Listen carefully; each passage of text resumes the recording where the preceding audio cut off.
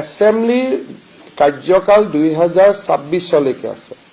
গতিকে যিকেইটা বিধানসভাত এমপি জিকিছে তেওঁলোকৰ মই যিমান দূৰ আইন জানো আপোনালোকে নিৰ্বাচনী আয়োগক ভাল কৰি সুধিব লাগিব।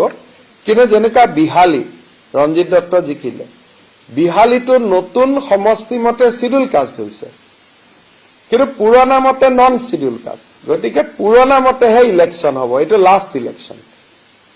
যেনেকে পৰিমল শুক্লবৈদ্য জিকিছে ঢলাই, তেওঁৰ এৰিয়াটো নতুন, কিন্তু পুৰণা এৰিয়াটোতহে ইলেকশ্যন হ'ব, নতুন এৰিয়াটোত ইলেকশ্যন নহয়।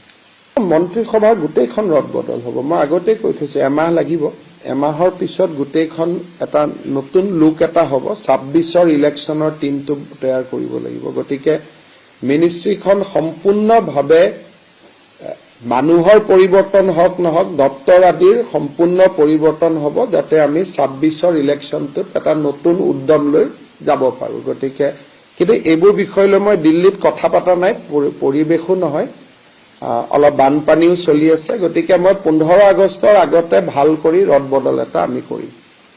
আগত দুটা খালী আছিল, এতিয়া পৰিমল শুক্লবৈদ্য ৰিজাইন দিলে। গতিকে 3জন নতুন মুখটো সোমাবই লাগিব। দেখা দেখি কৈ 3টা পোষ্ট ভেকেণ্ট নাই জানো। গতিকে বৰাক উপত্যকাৰ পৰা নতুন মুখটো আহিবই লাগিব, বৰাকত এজনো নাই। গতিকে মই ইমানলৈকে চোৱা নাই, কিন্তু আপুনি মোক প্ৰশ্ন সুধিছে নতুন মুখ থাকিব নেকি। 3খন নতুন মুখ অভিয়াছলি থাকিবই, 3খনটো ৰাখিব লাগিবই না। এছেম্বলিৰ কাৰ্যকাল 2026লৈকে আছে। গতিকে যিকেইটা বিধানসভাত এমপি জিকিছে তেওঁলোকৰ মই যিমান দূৰ আইন জানো আপোনালোকে নিৰ্বাচনী আয়োগক ভাল কৰি সুধিব লাগিব।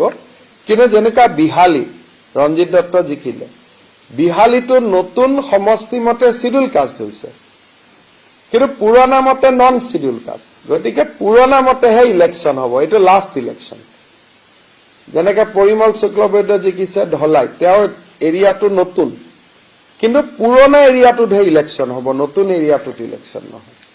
মন্ত্ৰীসভাৰ গোটেইখন ৰদ বদল হ'ব। মই আগতেই কৈ থৈছো এমাহ লাগিব, এমাহৰ পিছত গোটেইখন এটা নতুন লুক এটা হ'ব। 26ৰ ইলেকশ্যনৰ টিমটো তৈয়াৰ কৰিব লাগিব। গতিকে মিনিষ্ট্ৰীখন সম্পূৰ্ণভাৱে মানুহৰ পৰিৱৰ্তন হওক নহওক দপ্তৰ আদিৰ সম্পূৰ্ণ পৰিৱৰ্তন হ'ব, যাতে আমি 26ৰ ইলেকশ্যনটোত এটা নতুন উদ্যম লৈ যাব পাৰোঁ। গতিকে কিন্তু এইবোৰ বিষয় লৈ মই দিল্লীত কথা পতা নাই, পৰিৱেশো নহয়, অলপ বানপানীও চলি আছে। গতিকে মই 15 আগষ্টৰ আগতে ভাল কৰি ৰদ বদল এটা আমি কৰিম।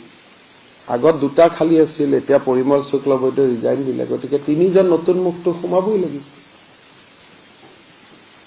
দেখা দেখি কৈ 3টা পোষ্ট ভেকেণ্ট নাই জানো। গতিকে বৰাক উপত্যকাৰ পৰা নতুন মুখটো আহিবই লাগিব, বৰাকত এজনো নাই। গতিকে মই ইমানলৈকে চোৱা নাই, কিন্তু আপুনি মোক প্ৰশ্ন সুধিছে নতুন মুখ থাকিব নেকি। 3খন নতুন মুখ অভিয়াছলি থাকিবই, 3খনটো ৰাখিব লাগিবই না।